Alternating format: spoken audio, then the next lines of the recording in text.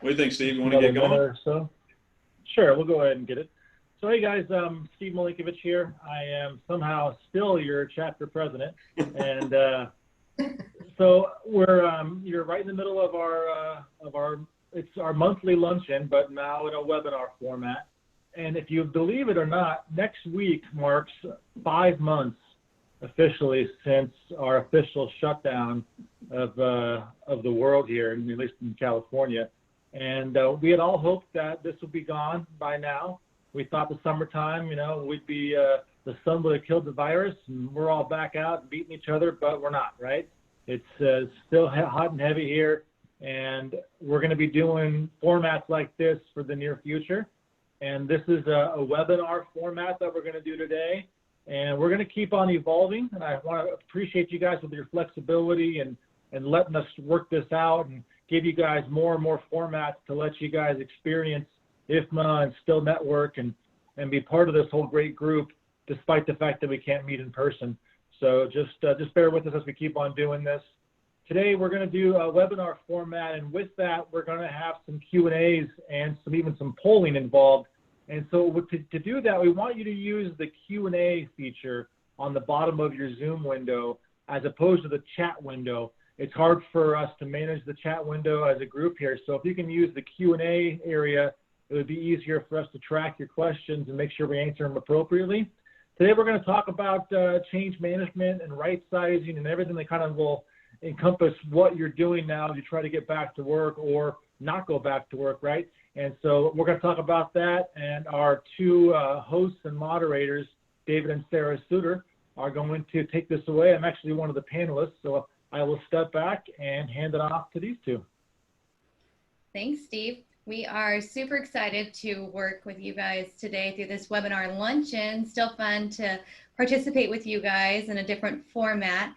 We are excited for you to hear the dialogue between Lisa Chappell from Mission Fed and Durham, or not Ann Durham, sorry, I've got a different Ann in my brain, Ann Bench from Cultura, and your fearless leader, Steve, and bringing you some different conversations between what's happening right now with COVID. As a group, we've worked together closely over the past few years as IFMA partners, doing relocation and furniture, talking about construction, and it's really important for us now to take the experience we've had as a group over the last 5 months through COVID, share it with you, provide you some resources, so at the end of the day, you know that this group here is available for you to be able to contact any of us at any time to mitigate any of the challenges you might be going through. So thank you guys so much for being a part of the panel with us. We're going to talk a little bit, like Steve said, about what's happening in the marketplace, what's happening in your industry. We're using a term, right sizing, that is starting to become a more common term for relocation rather than downsizing. Right sizing has a more positive tone to it. Are you making your organization the size that it needs to be now and moving into the future versus what it was when things were different? And how is your organization adapting to COVID, knowing that we're 5 months in and most likely going to stay in it for a longer period of time? And just what are those implications to what's going on? Yeah, and first of all, I do want to say thank you to Steve. So as being the immediate past president for IFMA, and Steve, we supposed to be for 2 years, but he is sticking on for additional time right now. So thank you, Steve. We all appreciate that. But also, I do want to talk about, because when we were talking about formatting and the educational tracks and events we were going to be doing this year, we had talked about doing relocation planning. And so we were all set on that line, just talk about relocation and what it means and how to do it. But then COVID hit, and instead of having that event in June and July, we had to pause and collect a lot of data, not only the data that we had from projects that we were in the middle of, but also hearing from partners in the industry and facility managers and what they're going through, because everything's completely shifted. And that's kind of the angle that we want to take today. Everyone's got a different perspective. We have Lisa, that's Vice President of Facilities for Mission Fed, Ann Bench, who is the CEO of Cultura, which is furniture, and then Steve Milinkovich from Coravan, who is dealing with moves. And personally, in the last 4 months, we've worked with both Steve and Ann and their teams on relocation and furniture installations, and it's really changed. And we'll also give you some perspective on some of the construction projects we're working on. Right. So in the last 4 months, we had already been in the process at CBSI, which we do construction and relocation, so a little bit of everything, of working at the airport. And we were working with Cultura and working with Coravan to move 300,000 square feet of their facility maintenance department. And that had been a 2-year process of getting to where we were, working with Sunt Construction and the airport. And the move was supposed to start in April. And you all know what happened. Everything stopped. We were put on a 60-day hold, but still required to virtually train relocation through Zoom and different aspects. And so we're going to talk through that a little bit. But that partnership with Cultura and Coravan, and just realizing all the impacts that happened. It wasn't just that we couldn't do a move like we had done at Mission Fed with 40 movers at one time. Coravan had to have 10, to fit COVID guidelines, and furniture 95% ordered. Now we couldn't get the final 5%, because the manufacturing plants were closing. So this is the partnership. Real Life just finished that move in July, and then Padre Dan, to give you that perspective of construction, real briefly. Yeah, so we're in the middle of a $9 million project at Santee Lakes in Santee, and it, right in the middle, the governor says, shut everything down. And what do? We're shut down for a day and have to figure things out, and, back up and running with all these protocols, these new protocols that are coming in overnight, and the effects of that. Now, we only actually had to pause for 1 day of physical labor not being able to work, but we came back Monday and started to go again and figuring out what these protocols are. And really, between the clients and whoever the contractors are, some were early adapters for the protocol and ready to go and everything in place. And others, we had to spend the knowledge that we had to help them, through this of what the protocol is, and masks and social distancing and those aspects. And what we've seen now, like I said, it didn't really slow down time-wise initially, but what it has done over these last 4 months is material pricing has gone up incredibly because of demand. And some of the plants get shut down, the mills get shut down and are working skeleton crews. But on the other hand, everyone's at home and everyone wants to go to Home Depot and have a do-it-yourself project. So there's more demand, less supply. So these prices are skyrocketing, and we're starting to see these effects over these last couple months. And then again, when it comes to just coordinating different trades that are normally supposed to be on top of each other, working together, have to be spread out. So that's really slowed things down. We'll talk a little bit about that and go into that. So to transition to bring our experts in, we want to talk a little bit first with Lisa on how it's happening in organizations as large as Mission Federal Credit Union. What's happening? What's the bank doing to adjust to the organizational shift right now, having a headquarters you just moved into a couple of years ago, and all the branches, and trying to work from home? It's crazy times, but hey, so good to see so many familiar names on our attendee list today, and sure hoping that we get an opportunity to see each other face to face here before too much longer. But I'll give you a quick update on where we were in mid-March and where we are now. So interestingly, as I was chatting with Ann and Steve and David and Sarah, I reflected back that our organization, twice a year, we do emergency preparedness exercises. And our emergency preparedness exercise in the first quarter was based on a pandemic. So that was fortuitous, right? Who could have planned that? It was not COVID, but it was a severe case of a flu. And so we went through that whole exercise of losing people, and then how do we support staff, and where do we put them if our buildings aren't available, and so on. So that was a good exercise, but it certainly didn't address everything. We had not explored that our support staff would be 100% remote or pretty close to it, that would be closing our campus or corporate offices, or predominantly so. So although that planning was really helpful and prepared us somewhat for COVID. It didn't touch everything, but highly recommend the emergency preparedness exercises for your organizations if you're doing them. It just helped us.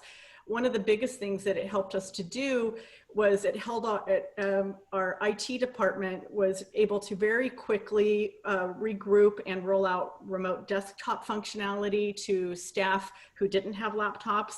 And then that gave them time to purchase and deploy laptops for individuals that would be working remotely. And then, very quickly we learned that it was going to probably be a long period of time. So it made sense for us to purchase this new equipment. And then we were already working on rolling out Microsoft Teams to our organization, but that became a high priority and it went out to everybody immediately so that we were able to communicate video, IMing, however, sharing documents very, very seamlessly within our organization. So probably our biggest challenge is, you're familiar with Mission Fed, we have 3 corporate offices, 3 corporate buildings at our campus in Scripps Ranch that we moved to a little less than 2 years ago. And such a shame that it's predominantly sitting empty right now, but the way things are. We also have 32 retail branches throughout San Diego County. And we have, from the very beginning, we've never closed any of our locations.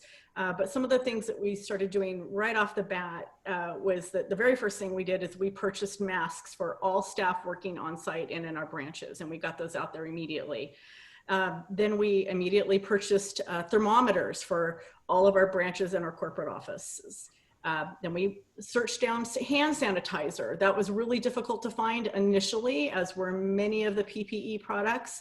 And we actually went to, when our office supply company could no longer source them for us, or our janitorial, we went to Malahat Brewery, Distillery, who distills rum and other alcohol, and they made it for us, and that was awesome. So using our local resources, we purchased gloves and then sent those out to all the branches, and we're keeping those available. Some people use them, some people don't.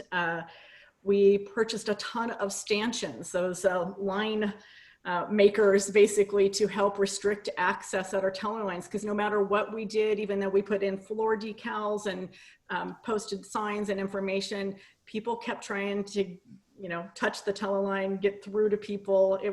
It's really hard. Those hard behaviors that we've had for a long time are hard to break. Then we purchased plexiglass dividers for every teller station and all of our desks. And then we alternated, we went through and measured if we didn't have 6 feet between workstations or seats or teller stations, and we alternated, had to close some of our windows to accommodate that.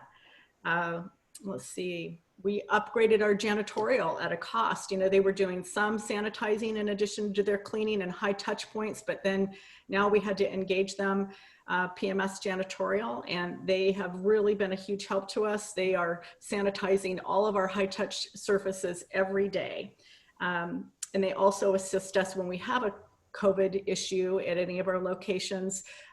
We engage them to do what's called a terminal clean, and then a fogging with sanitizer, so it touches every surface within the building or location. So that has been a current protocol for us. And then since then, we started out with just the janitorial, but we realized very quickly that based on the volume still coming into our branches, and I don't know why people do it, but they do, there's so many opportunities to bank remotely and online, but people want to see people face to face, especially when they're dealing with financial decisions. So we had to roll out PPE to our staff so that they could clean between every transaction. So they have to wipe down the countertops and the pins and the keyboards or anything that anybody touches. So we had to source wipes and sanitizer and Lysol and tissue. And initially it was super challenging to find these products. They're becoming more and more available. We still struggle with the wipes. They're not highly available, but so many of our IFMA providers have really stepped up to the plate and helped us out. So we're so thankful for that. Can you talk real fast about how you sourced the temperature scanners for the office? Yes. You mean the thermometers or the temperature scanners? Temperature scanners. Okay, so all For others that might be in that boat of what do I do for my corporate office? So one of the things that we when we realized, you know, when all the criteria kept changing, and then we needed to start taking daily temperatures, and it wasn't enough. Initially, we started out with self-reporting, where we required employees to take their temperature before they came onto any one of our locations and send an email or a text to their supervisor, and we tracked it. And we took all of, you know, if they had no symptoms and no temperature, then they were allowed to come to work. Then the regulations changed, and we actually needed to personally be taking their temperatures at work. And so that's when we purchased we had already purchased the thermometers for all of our branches, but our corporate office was a little bit more challenging. We have multiple entrances, multiple buildings, different people coming in and out all the time. We, as a stopgap, we engaged Allied Universal, and we hired one of their guards who was at one of our buildings every morning. And everybody who comes into our facility has to have their temperature taken before they're allowed to go to work or engage with anybody at our office. But that's really pricey. And so we spent a lot of time and effort researching the video cameras that have the thermal temperature reading. And so we have actually, after tons of research, made a selection, and we have ordered one for two of our corporate offices. So 1 and 2. The other building is a tenant building, which is not currently has staffing in there. So for just our 2 corporate offices. And so those should be arriving within about 4 weeks. And so we will be using those. And the cool thing about that is it will immediately let you know if your temperature is high. It also will not let anybody proceed without a mask. It won't validate that. So you have to have the mask on for the camera. We have aligned that with our HR records so that we are able to audit every day to find out if anybody, and we tied it into our Linnell access system so that we can identify any exceptions, anybody who entered our building and that did not get their temperature scanned. And of course, that will probably be handled by HR. That's great. So if anyone needs a recommendation on how Lisa did that RFP process, because it was a thorough process, you can reach out to her directly, because I know many organizations like yours are trying to figure out, I started with having self-screenings, but now for the next 6 to 12 months, I may be in this phase where I need something a little more technical. Right. So we've done it for our corporate offices for now. We may consider for our branches at some point in time, but you know, with 32 locations, that's going to be pretty pricey. So we'll see. Other than that, we actually provided also to our branches small banquet tables, you know, little like 3x4 tables that they can actually move outside to do loan closings or other things in a really safe environment. Although we didn't close any of our branches, we did adjust our hours. We changed our hours from 9 to 4 Monday through Friday and 9 to 1 on Saturdays. But after those time periods, we do accept appointments, individual appointment only, where people can come in and open accounts and fund loans or address investment issues and so on. One of the things, as far as the business goes, and we've talked about this before, when you'll be going back to work, and we have a poll that's going to come up for everybody to talk about this, but what is Mission Fed looking at as far as bringing people back to your corporate headquarters? We are probably, well, our expectation at this point is that we're not anticipating bringing anybody back before mid-year 2021. And how many employees is that, roughly? 400? Yeah. Yeah. So let's do a quick poll of everyone that's on right now. We have 3. So when is your organization planning to come back? So if you guys will click on that, we can watch that come through real quick and make this more of an engaging conversation as we move through. We have 2 more polls coming down the road so think about the different topics that we have coming up on culture and relocation as well. So looks like we're pretty close on this year versus next year, and a lot of unknowns. Some don't know, yeah. I feel like a lot of us are in the unknown with you. So Where are the poll, or can we see the poll? Can you share it on the screen? Is that possible? Karen, are you able to share the poll? We're able to see it, maybe because we're host. Yeah. So for some reason, you guys can't see the poll, but we'll tell you what it was. We had 37% coming back in 2020 and 25% coming back in 2021. And the remaining, it's fluctuating a little, but about 33. Oh, there you go. You can see it. Okay, well, now you guys can see it. So most coming back this year, which is good. To be determined, that's a little tough too. Either you are the leader and you haven't decided, or your leadership's not telling you, which is either way, decision probably should be made pretty quick. Yeah. And as owners of a company, a small company, but still as making decisions and working with a lot of other owners, we see that many are like us, where you're coming back a couple days a week and you're working from home or on projects a couple days a week. And it's about comfort. It's about bringing your team back that's aligning with your culture and the way you do business in a way that says to employees, you matter, we're concerned about you, we want to make sure you're comfortable, but we still have a business to run. So what does that look like to partner? And so as we're talking about culture, I want to bring Ann in. Anyone that knows about Ann knows she loves to talk about culture, which is one of your frameworks at Cultura. So Ann, how are you seeing culture change in organizations, and what's that look like on organizations you're working with, and in relation even to companies like Google, where they're not coming back like mission fed for a year? Yeah, it's a great question. You know what, it's really interesting what's going on in the world. I was kind of stunned at the Google announcement a couple of weeks ago, or a week and a half ago, about sending their couple 100,000 employees home until next summer.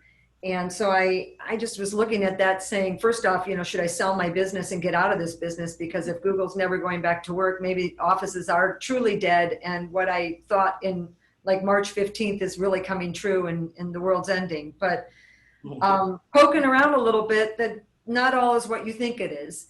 Google is going back to work in September, and they are also giving their parents and other people flexibility on where they call their primary workplace. And I think that in some ways sort of registers pretty broadly with what we're seeing on small business and large business, which is it's a mixture of trying to get offices open safely and trying to get people comfortable with working.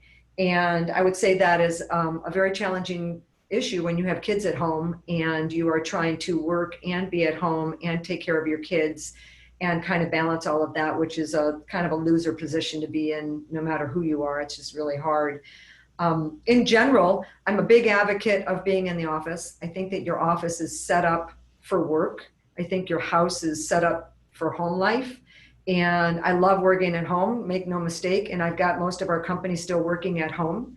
However, I think that the push you're going to see is going to be a kind of a start and stop push back. We have many, many clients scrambling to get their people back to the office. But the reality is, for the last 10 years, nobody needs to be in the office. You can work from an airport, you can work from a hotel, you can work from home, and anywhere in between.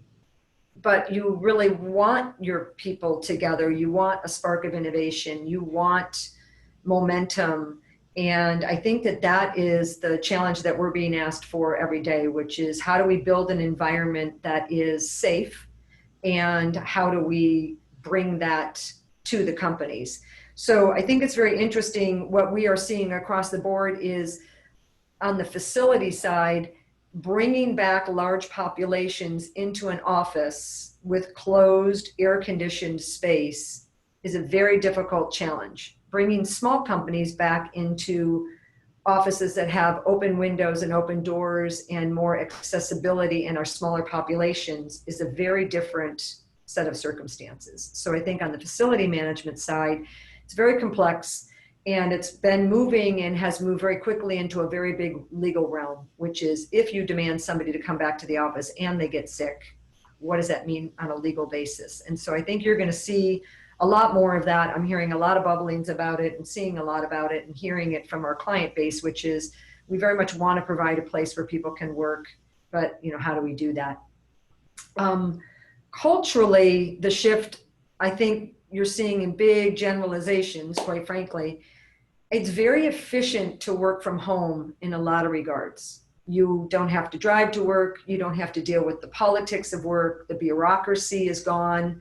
And seemingly you can get what your job is done in several hours less than what it used to take you to get it done. So I think from the employers saying, my guys are very productive, we're really kind of astounded at this work from home. I never thought it would work. This is working great.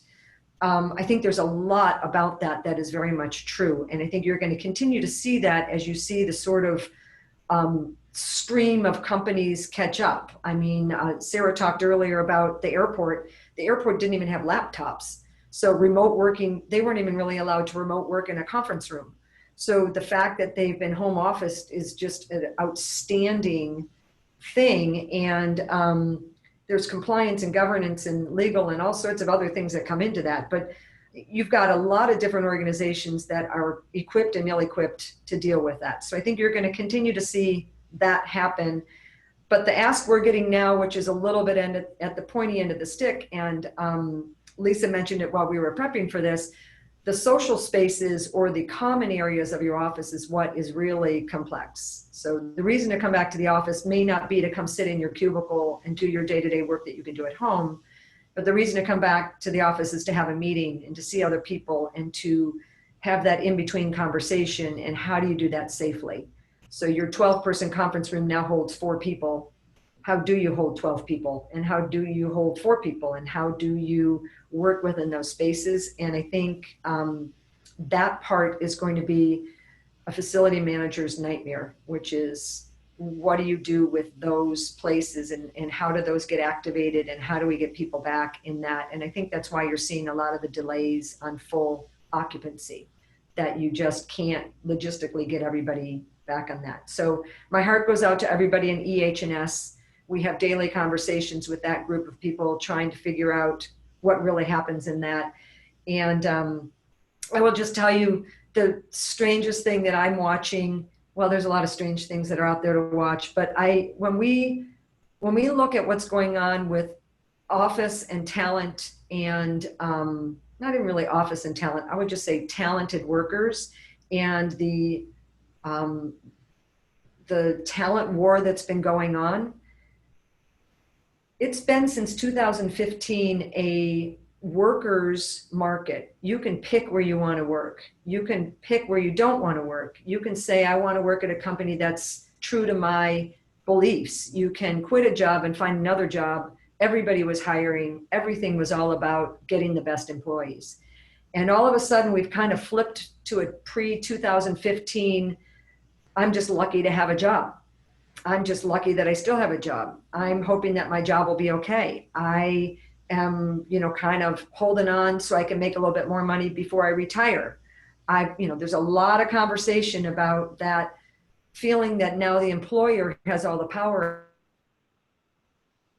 Feeling is uncomfortable, because if you're younger than me and you're in your 20s, my 20-year-olds are still trying to figure out whether they even want to be in this business or not, let alone at Cultura.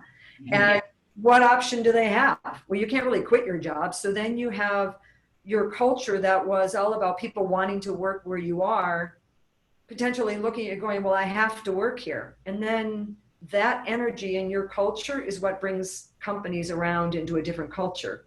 So when you say what's going on with culture, I think a lot, because it's a scary time and it's a phenomenal time. And that brackish water is really, it's dicey and it's hard. And, aside from the physical place where you house it, what do you do with it? It's really hard. So. And what are you saying to companies and facility managers in general who have been tasked with figuring out all this open common benching, or, this open work floor plans? I know Mission Fed put in a bunch of open cubicles, and now you're trying to adapt. What are you saying to organizations that are calling you saying, how does furniture fix this for me? Yeah, I've been pretty adamant. I'm against sneeze guards. I think they're sort of horrible. I think they have a place when you're face to face with somebody in a grocery store, but I don't think that they are necessary in the workplace. I do sit on the Biocom task force, which is 40 companies, 38 of which are in COVID research, and the infectious disease guys are scary at best, but they will tell you masks 6 foot apart outdoors, you're in pretty good shape. What you don't want to be is 15 minutes or longer indoors without a mask within 6 foot of somebody.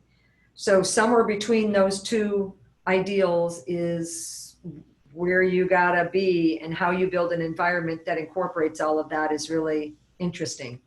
As an aside, for anybody who's building out space, we've seen absolutely no changes in how people are building space. Conference rooms are conference rooms, huddle rooms are huddle rooms, cubes are cubes, benches are benches.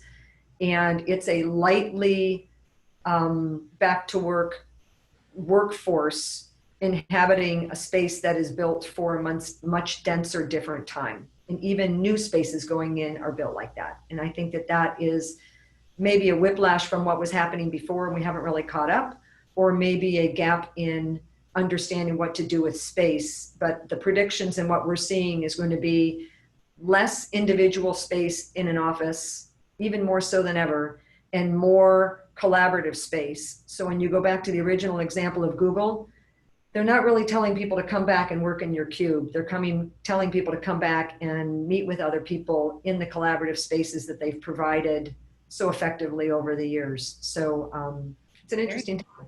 Yeah, it's really interesting. Let's go to our second poll question and have you guys let us know, how has culture in your organization changed? Has it been better, worse, or remaining the same?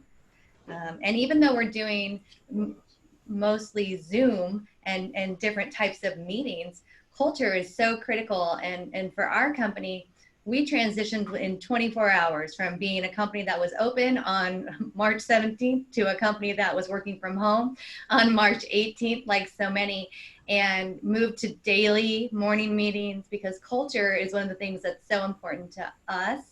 And like many, and I know Lisa, when we were chatting, you had the same feedback from your team, people feel much more connected than they ever did, because now you're building relationships on a different level. But that doesn't necessarily mean that the company's moving forward. It means that your team is bonding and connecting in a different way. So it's fun to see the poll here and now. If you can. You've been to everybody's house, right? I mean, I've been to a lot of people's houses that maybe I shouldn't have been in. You know, you've seen our kids running around with a giraffe suit on in the background, and yeah, and that's the thing. I think, you know, taking the opportunity to talk to people what's going around in the background, whether, hey, what's that picture on the wall behind, or I just saw your kid walk by, you know, what's your kid's name, and just, it's more relational than conversations that you might have been working with someone for 15 years and know nothing about them, but you see something at home because you're working from home, and you can get a little closer, get to know people a little bit better, you know, not awkward or weird or anything, but, you know, just to get to know people better, who they are, to find more common ground and things you might had no idea that you had in common. So I've seen that a lot from our clients. I've seen that a lot from you know, our business personally, that we're in everyone's home, and the wife or the husband or the kid comes by and says hi, and, you know, it's got to have some fun with it and have some grace for the screaming kid in the background. Well, I'll give a shameless plug. I think that's the beauty of IFMA. I think it's all about who you know and who you can call on when you need some help, and to know that you have a relationship and someone can really do something with you is hugely magical. And you brought it up when we first kicked off the call. I think networking is very difficult right now, and the information lies a much wider group of people, and you don't run into them, and you don't see them at IFMA meetings, and you sort of feel like you're a little bit more out of it every day. And that's the beauty of this organization, is that you got to pick up the phone and call one another and help each other out, because it's just it's really important to do that right now. Yeah, that's absolutely great. Well, it's great to see that so many of your organizations have either remained the same or improved in culture. And that's what we're seeing across the board. You're forced now to work together and collaborate if you want to keep your organization strong. And so I think we've all innovated, whether we chose to or not. It was time to move forward. So let's bring Steve into the fun conversation we're having here and let you talk about what are some of the industry trends that you're seeing, what types of organizations are moving, and are you seeing people panic? You know, what's happening in the relocation world? So it's funny, as you guys all talk about working from home and how that's the trend, what we don't remember is that there are a lot of service providers that are still working in the field on a regular basis. I'm in the field almost every day myself right now, and while I am working from a home office at this point myself right now, all of my guys are out working and then some. I mean, we're as busy as I could ever imagine during the pandemic because we're providing service for all of the so-called essential services, right? And it's interesting being a service provider in these times because while the government and the communities are telling you to stay home, if you have to leave, limit how many places you go to, limit who you're contacting with, we have people that are going to different locations multiple times a day, every single day. And so you have to, obviously, you got to put the community at bay. You got to keep them safe, but then you got to keep your own people safe, and then keep the people within the office safe. And then obviously there's just the visibility of all of it, right? So you have all of these different things coming at you at once. And it's interesting living in this world, as we all are, of what the service provider perspective is of this time. And you know, we're fortunate on our side at Corrigan to have a lot of technology already in place, and we have a text message system that sends out our guys' dispatch every day, and we're able just to use that to then provide them education, so they get constant reminders throughout the day about wearing masks and washing their hands and different just health tips for them. But at the same time, each client that we're seeing has different protocols. Each area that we're in, each industry that we work in, and obviously different branches and different parts of the country we do work in have different things as well. And so, you know, financial services is one of those areas that has been mostly, I would say, work from home when it comes to their admin side. And we have a global client that is based in San Francisco, but they manage the facilities for the entire country. And yet they're putting protocols in that affect the entire company that may be unique to individual regions, right? So while California and Florida and Texas, they're all experiencing the heavy COVID trend right now, maybe Idaho and Wyoming are not, yet they're still having to follow the same protocols because it's hard for a local office to try to dictate policy that does not match across the entire country. Does that make sense? It's interesting to see how that goes. But while financial services is slowing down on that side of things, I say that industrial companies, manufacturing, and biotech have not missed a beat. They act almost as if this doesn't happen. They obviously have strict protocols on the safety aspect, but they haven't stopped working and moving either. And despite any industry, I'd say that people are still moving because your leases expire. You still have to find new space. You still move. It's just you do it a little bit differently now, right? As David and Sarah mentioned on the airport move, it means less people on a job. You may have a humongous move that needs 30 or 40 guys on it. It may not be able to happen that way anymore. There's distancing requirements and moves go slower. There's other trades that usually you're on top of, and now you can't be in the same room together. So if Ann and I are working on a job together and they have furniture guys in there and I have movers, well, maybe she's working in the daytime and I'm working in the nighttime. Maybe she's working on Tuesday and I'm working on Wednesday, when normally maybe we could be in the same space at the same exact time. And it causes a lot of challenges, and it's up to you as an organization to make sure you're speaking clearly with your clients about these challenges so that they can prepare for it. They can speak to their construction team and speak to their other service providers and be able to spread out the schedule to know who can do what when, and also to determine the level of comfort, because every service provider may have different levels of COVID comfort, I would use the word, right? Even their own teams feel differently about this whole situation. But unfortunately, we're highly scrutinized by the people that we're working with, and we're going to put forth our best safe effort that we can while still trying to service the clients that need us. And the panic word that you use, Sarah, is definitely the word I would use more than not, because people are making decisions off of information that is not complete. Even, another, I would say, so Anne's talking about Google, and there's a very high profile competitor of theirs that we do a lot of work at, and I have to say it in that way. And you're probably watching the Zoom on their phone right now, but they're almost the opposite on how they were planning to come back. It was like in March, they wanted to come back in April. In April, they wanted to come back in May. In May, they were planning to come back in June, and so forth. And they want to come back as soon as possible. And as they make their plans, well, then tomorrow, the governor may come down with some stronger policy about not being able to come back to work. And they just have to keep making their plans change. And it's hard to dictate policy when the protocols change day by day. Yeah. Those are great points, Steve. And I think you and Steve have similar experiences when you're trying to move through meeting organizational needs right now. You just mentioned one earlier prior to the meeting of what you witnessed when you went in to do some furniture planning. Tell us a little bit about that.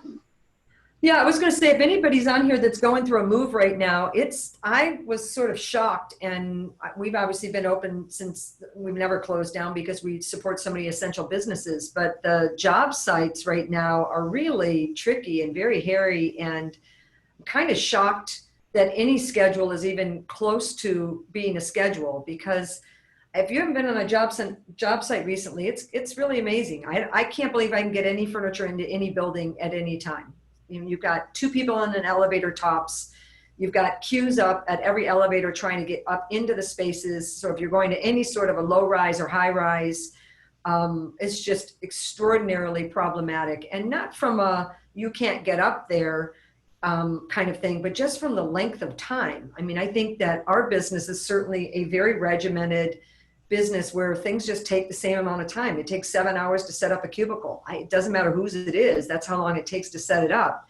But right now, getting into the building, it used to be, let's say, an hour. Now it's probably 4 hours, because you can't put the guys anywhere. They can't put the furniture anywhere. You got to get the trash out of the building. There's nobody in the elevator. You have to wait for it to come and go. The building's on lockdown, so you can't even run around and use a different elevator. And then half the buildings are under construction because the building owners have decided it's a great time to upgrade the buildings. So it's not even that it's chaos. It almost moves slowly, like in slow motion, because you just can't do anything that you thought you could do. So I think the cost of relocation and the cost of labor is going to go up and up and up. And it feels counterintuitive, because you'd think with unemployment and COVID, it would go down. And I just think it's going to go up, just like your grocery bill does. I don't know about you, but when I go buy groceries, it feels like it's 50% more. It's crazy.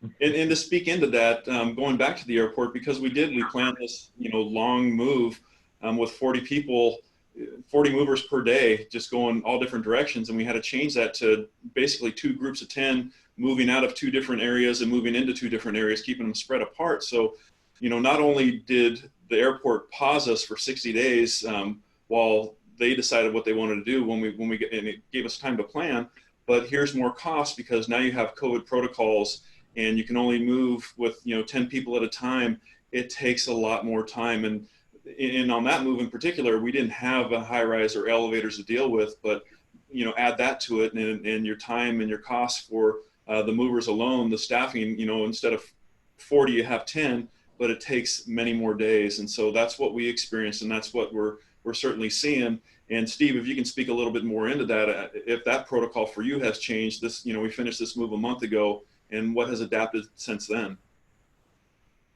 So you spoke to it perfectly about it, is the length of time. So while you don't want to tell anybody that things cost more, that's what comes down to. I mean, we're in a purely labor-based environment in the moving business. We have very little material cost. I mean, boxes and so forth, fine, right? But that's just a small amount. Most of what we do is labor, and labor is based on time, and time equals money, right? So if something takes longer, it's going to cost more money. And so as Ann was just describing in a high-rise environment, while we're used to sharing the elevator with the janitor, as he's bringing his trash down, we're moving furniture up at the exact same time. That's usually just fine. Now, if we're waiting for a half hour for the elevator to come back to us, we're on the clock. And who does that cost go to? It goes to the client. And it could mean that your move that was supposed to be a 2-day move now becomes 4 days, or becomes 5 days, or 6 days. And with that, there are costs involved that, I think people sometimes make the mistake that they think that a 20-man crew on one day can be split to 2 10-man crews 2 different days and cost the same. And that's not how things work. There's startup time, there's travel, there's material costs when it comes to that, equipment rentals and all that stuff. And so it adds and adds and adds, and you go, well, shoot, how do I mitigate that? And it's by working with your service providers to figure out timelines. If you can spread them out into different days and different times, it'll help that. If you can mitigate the elevator issue by working with the building and going, listen, can we get dedicated access to at least for these small 2 hours possibly, you'll eliminate a lot of those issues and still be able to perform this move appropriately. But also do your homework too. Make sure that the people involved are protecting themselves, they're protecting yourself on these things, because it's still a dangerous environment, and high lots of touch points on this stuff. Also make sure that you're using the appropriate packing materials. It's a sad one to talk about, but plastic being less appropriate than cardboard, because while we used to use plastic recyclable totes, according to the CDC, this stuff lives on plastic for 72 hours versus cardboard and paper for 24 hours. So do you move away from reusable packing materials to the old cardboard thing again? Possibly. It's possibly one of the restrictions you have to work on. So it's really thinking outside the box and working with your service provider teams to come up with the best solution while still trying to perform the function that they were paid for.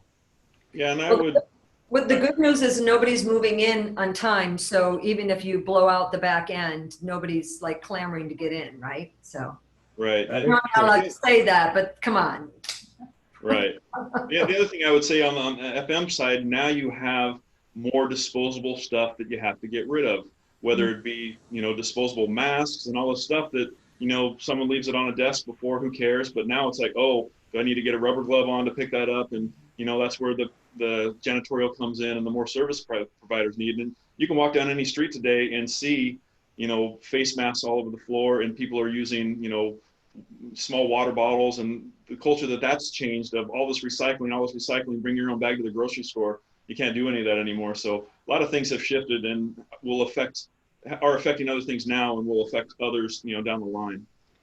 I think that's a really good point. That the last thing I was just going to say is I think the challenge for this group, and us included, is someone from somewhere is going to put the edict down that they want this communal group to make our offices safe so people can come back to work.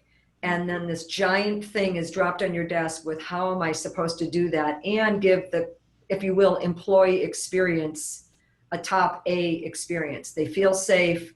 They want to go back. They feel like it's a good idea. There's a reason to do it, and it all aligns. I think that's what's coming for facility management, and certainly moves. And I think it's really hard. I think it's going to be a really tough year of figuring that out.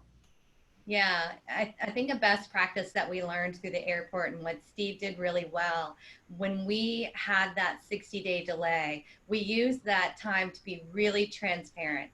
We met with the stakeholders weekly. We didn't waver on those conversations that are hard to have when you're in our industries, where you're having to tell them, you're looking at 15 to 20% increase in cost, and here's the additional phasing that's going to happen now to adjust. But we can move you, we can do it safely, and here's all the protocols that we're going to put into place, and here's what's going to happen with your furniture. Maybe we don't have it all right now, but here's how we're going to mitigate that, and here's how we're going to use training tables for the interim until it comes in 3 to 4 weeks. And so it's just a matter of making sure that you understand what the challenge is and clearly addressing it early, ahead of time, to mitigate the frustration and the anxiety of how am I going to move, what's going to happen, what's it going to cost. And you have to rip that Band-Aid off early of, this is what it's going to cost. COVID cost money. There's no way around it, no matter what industry you're in. So let's do another quick poll before we do our final question, and that is is your organization considering moving, right sizing, or not sure at this point? And right sizing again is are you downsizing, whether you needed to or not with COVID leasing wise, or are you upsizing because you needed to upsize anyway? You were already out of capacity. So looks like this one is coming through real quick, and a lot of you are right sizing, and a good majority of you are just not sure. And I think what we're finding in our role right now is those that have a lease that is expiring, they're evaluating the options, they're shopping in the market to see what's available, to right size. And then they panic because now this change feels too overwhelming. There's been too much change, and I'm just going to extend my lease for one more year, even though it's 100,000 square feet and I'm using 60. I can't take it. And so we're working with clients and trying to say to them, in a year, how much more impactful is it going to be to your organization to move when you're fully functioning versus now when you have the majority of your organization working from home and you're not using half of your building? Is that fiscally responsible for you at this point? So you can see the results on this one. We have Sara, as you mentioned that about what they're doing with their stuff in order to plan ahead, we talk about storage. You know, we're a storage company. People, just like Ant's having the same conversation with people as well, they're saying, what do I do with my furniture? And storage is an option if they bring it out of there. But at some point, the value of the furniture exceeds their cost of storage. It doesn't matter where they end up storing things to. If something only costs $1,000 and they store it for $100 a month, after 10 months, they've exhausted that reason, right? It's better off just go ahead and getting rid of it than it is to keep it in storage for 10 months. And so people are making decisions based upon, I guess, distant points. They don't know if it's going to be 2 months from now or 2 years from now. And it just means you got to really do your homework to determine whether that is the best option for you or not. Yeah, that's a good point, Steve. We have a couple minutes left, so we want to shift a little bit to what's going on in construction, because some of you are impacted by what's happening on construction projects. So David, tell us a little bit about how COVID has impacted construction, specifically on a municipality like Padre Dam that many of you toured through IFMA not that long ago. Yeah, and the project itself is complicated anyways, because we're in a flood zone next to bodies of water in an open park that has, 750,000 of 750,000 people that visit it on a yearly basis. So in some ways COVID helped because the park did shut down and we were able to get some additional work done. But as I mentioned before, one of the things that we're seeing now is prices have gone up. Some of the stuff was locked in, but now the contractor is coming back, for lumber that is on the second or third phase of the project that hadn't been purchased, and now the price has doubled. And so we're having those conversations and dealing with that, because this is real world stuff. As I mentioned before, all the do-it-yourselfers are purchasing all the product, and there were skeleton crews at the mill, so the supply and demand is really off, and that's slowed things down. And some of the specialty lumber, pressure treated, is instead of 4 weeks, it's 8 to 10 weeks out. So you have to look at different things that are that weren't typically long lead time items that are now, just like furniture, same thing. So we're seeing that.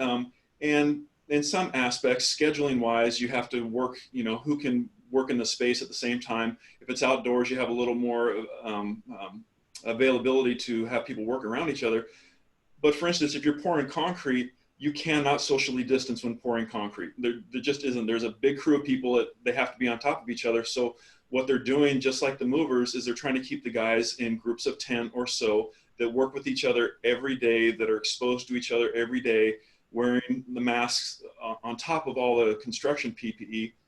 And some general contractors are doing better than others. Sunt was like top notch, and they just got a huge award for safety because of the airport project, whereas some of the other projects we see, you have to keep reminding. So overall, the schedules are slipping a little bit because you have to, especially when you're indoors, you have to get, the plumber and the electrician can't be there at the same time. And so there's a little bit of shifting there. But the materials are a huge part of it cost-wise. So smart schedulers can work around it, and we've had to do that. But there are certainly some impacts, and especially when it comes to in a municipality where it's a low bid situation and this is the price we're going to do it for, not knowing that your lumber supply was going to be 50% more a year later when you got to that portion of the project. So those are the things that we're dealing with and working with. And as Ann mentioned, if you're in a high rise, and if you're doing a TI on one floor and there's moves on another floor, you still have to deal with that. You might not have known about that, but those are the things you got to find out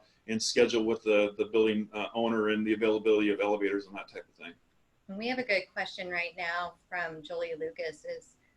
She's Yes. talking about their biggest problem is permitting. So what are you realizing with that? So with the permitting, there's this black hole that everybody will talk about. So pre-COVID or post-COVID, middle of COVID, when they opened things back up, if you had physical plans and you brought them down to the city and turned them in, and all of a sudden COVID hit and they said, okay, everything's online. So all those plans that were sitting downtown, not necessarily just saying San Diego, but we'll use that as an example, kind of went into this black hole, and plans were lost and they had to be resubmitted. They weren't ready for this online, so they're kind of tripping over themselves getting the online going, but it worked. But then they opened offices back up and you could bring plans back down, and they shut that down again. So huge impact when it comes to time on permitting for the simplest things, just because it's changed. I mean, again, this is a global pandemic. It's hitting everybody around the world. So nobody was prepared for this. And although this has transitioned like the cities to go more online, and it's a great thing for everybody, right in the middle of this has really slowed things down. So that's been very frustrating on some of the projects we're working on. And Lisa, I think you had a similar challenge with your TIs, that if anyone's doing facility TIs right now, you know, what's your impact? We do. I think it kind of depends by city, but, you know, and it depends on who you get to review your plans. So some of them are pretty quick, but then we get, you know, like one discipline that we get a message from the city saying that they can't open the plans, but everybody else in the department can, right? You know, so I think just like all of us, it's a huge learning curve for these small municipalities on how to process these permits. It's they're still not there yet, but I think they're trying hard, and hopefully in the long run, this will be an improvement. I think it will, for sure. I know that working with the city of Santee, they're implementing this online, and it's going to take a little bit of time, but it was a good time to do it because it's going to make things better down the road. Yeah. So I really want to thank all of you for being a part of the panel, and for all of you who attended.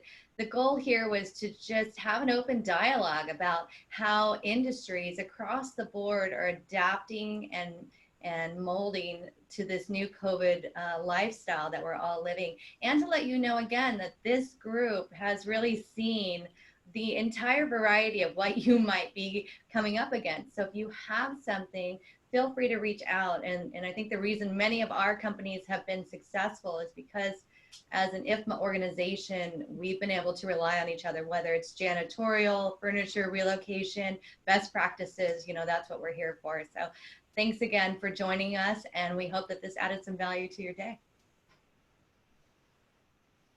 All right. Yeah, thank you all. And Steve, you got any last things to say as chapter president?